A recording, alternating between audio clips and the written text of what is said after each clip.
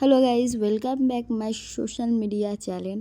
আপনারা যেখান থেকে দেখুন না কেন please like, comment and follow অবশ্যই করবেন। তো গত শুক্রবার মনে হচ্ছে 14ই এপ্রিল আমি গেছিলাম গুয়াহাটিতে কামাখ্যা মায়ের দর্শন করতে।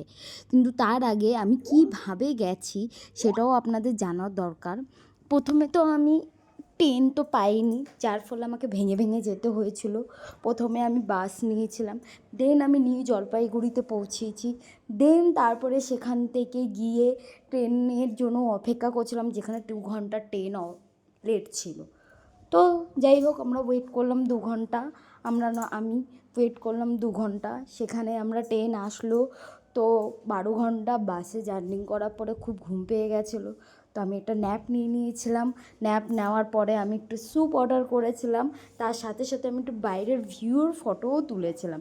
স্যুপটা খুব ভালো ছিল, টমেটো স্যুপ ছিল, আর বাইরের ভিউটাও খুব সুন্দর ছিল। তো সেই কারণে আমি ভাবলাম একটা ভিডিও তুলেই নেওয়া যাক না কেন। চারিদিকেই পাহাড়, গরমকালে পাহাড়ি এলাকায় যাওয়াটাই আলাদাই ব্যাপার থাকে। তো যাই হোক, আমরা পৌঁছে গেছিলাম, দেখতেই পাচ্ছেন কামাখ্যা মায়ের গেট সেখান থেকে স্টার্ট হবে। তো আমি সেখানে একটা ভিডিও করে নিয়েছি। তো আমরা তারপরে হোটেল সার্চ করছিলাম, হোটেল পেয়ে যাওয়ার ফলে আমরা একটুখানি ওপরে গেছিলাম কামাখ্যা মায়ের মেন যে টেম্পেলে, ওইখানে গেছিলাম রাত্রিবেলার দিকেই। তো আপনি যদি গুয়াহাটির থেকে কামাখ্যা মায়ের টেম্পল থেকে ওপরে যান, সেখানে 20 টাকা লাগবে পার পারসন।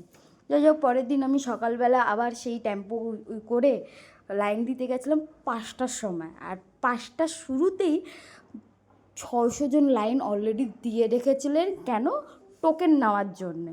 তো আপনারা যদি কোনো দিনও গুয়াহাটিতে যান আর কামাখ্যা মায়ের দর্শন করেন, 3টের আগে পৌঁছে যাবেন, নাহলে বীভৎস ভিড় হয়, মারাত্মক ভিড় হয়।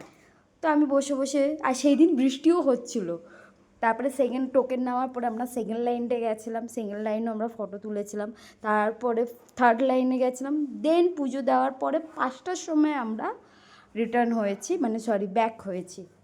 ব্যাক হয়নি, পুজো দিয়ে আমরা মন্দির থেকে বেরিয়েছি। তো মন্দিরের চারিপাশে একটুখানি ফটো তুলে নিয়েছিলাম, আর মন্দিরে কয়েকটা সিনারিও তুলে নিয়েছিলাম।